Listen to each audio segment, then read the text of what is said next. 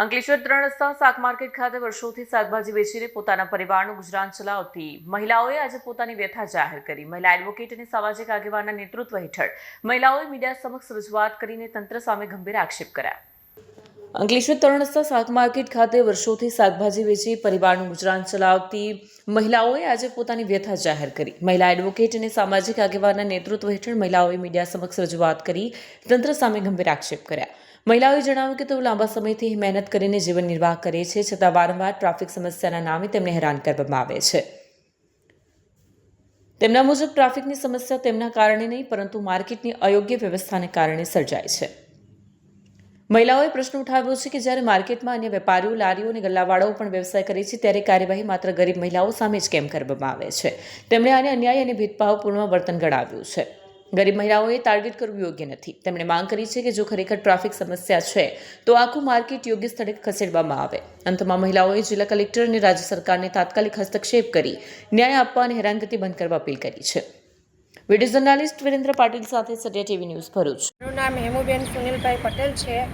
અમે આજ રોજ કલેક્ટર ઓફિસે આવેદનપત્ર આપવા આવ્યા છે કે જેથી કરીને અમે જ્યાં વર્ષોથી ધંધો કરતા આવ્યા છે ત્યાં અમને ધંધો કરવા દેવામાં આવે ને જો નગરપાલિકાને ટ્રાફિકની સમસ્યાનું ખાલી બહાનું કરે છે એ લોકો, પણ ટ્રાફિકની સમસ્યા જ્યાં માર્કેટ હોય ત્યાં ટ્રાફિકની સમસ્યા તો થવાની જ છે ને અમારું કહેવું એવું છે બીજું કે અમે જે વર્ષોથી જે જગ્યા પર બેસીએ છીએ એ જગ્યા પર અમને બેસવા દેવામાં આવે ને બીજી વાત એક છે કે નગરપાલિકા અમને જ્યાં જગ્યા આપવાનું કહે છે ત્યાં ચોમાસાના મોસમની અંદર ઘૂંટણ કેર કેર પાણી થાય છે, ત્યાં અમને ત્યાં એવું કહે છે કે તમે અહીંયા ધંધો કરો, પણ અમને ત્યાં ધંધો કરવામાં તકલીફ થાય છે કે અમે વેચાતું શાકભાજી લાવીને વેચીએ છીએ એવી જગ્યા અમને ફાળવવામાં આવે છે કે ત્યાં અમે સવારથી સાંજ લગીનમાં ટોપલો લઈને બેસીએ તો અમે 500 રૂપિયાનો પણ ધંધો ત્યાં કરી શકતા નથી।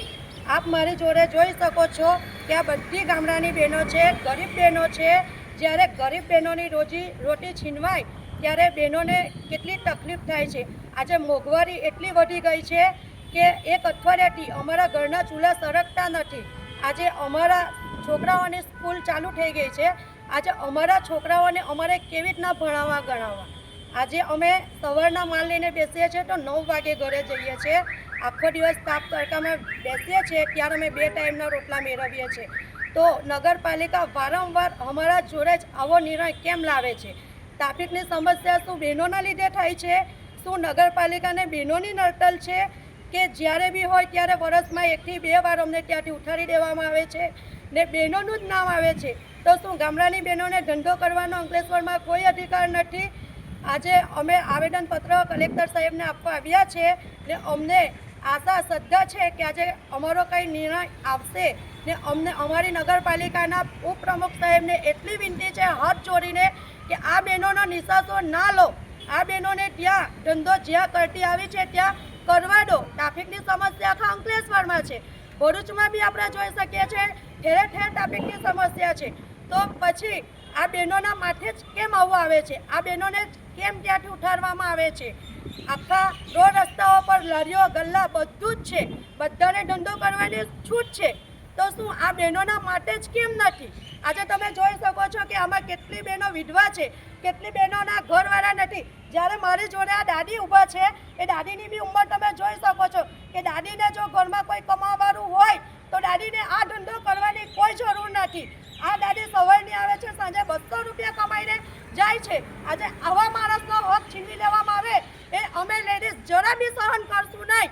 અમે આના માટે અગાર જવાનું આવશે તો બી જશું, અગાર રજૂઆત બી કરશું। એટલે નગરપાલિકાના પ્રમુખ સાહેબને 2 હાથ જોડીને નમ્ર વિનંતી છે કે અમે જ્યાં બેસીએ છીએ ત્યાં અમને અમારી જગ્યા આપો। ને બીજી એક વાત મારે ઈશ્વરભાઈ ધારાસભ્યને બી મારી 2 હાથ જોડીને નમ્ર વિનંતી છે કે સાહેબ જ્યારે ઇલેક્શન આવે છે ત્યારે આ બધી ગરીબ વિધવા બહેનો તમને ખભા ભરીને મત આપે છે, ત્યારે આજે આટલી 1 અઠવાડિયાથી આ બહેનોને નગરપાલિકા દ્વારા હેરાન કરવામાં આવે છે, એમના ટોપલા ફેંકી દેવામાં આવે છે, એમની કાંટીઓ લાખી દેવામાં આવે છે। તો મારી ઈશ્વરભાઈ પટેલને એટલી રજૂઆત છે કે સાહેબ આનું નિરાકરણ લાવો।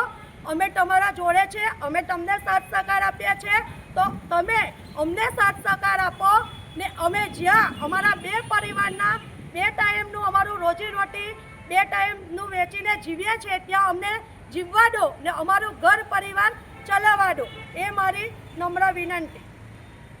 એડવોકેટ ધ્રુવ વકીલ છે. આજરોજ 15/6/2024 રોજ આજે અમે લોકો એક આવેદનપત્ર આપવા આવેલા છે કે જે આ બહેનો જે શ્રમજીવી બહેનો છે જે that is considered to be a street vendor, એ લોકોને જે આટલા દિવસથી એમની રોજગારી છીનવી લેવામાં આવી છે એ બદલનું આવેદનપત્રમાં આપવામાં આવે છે.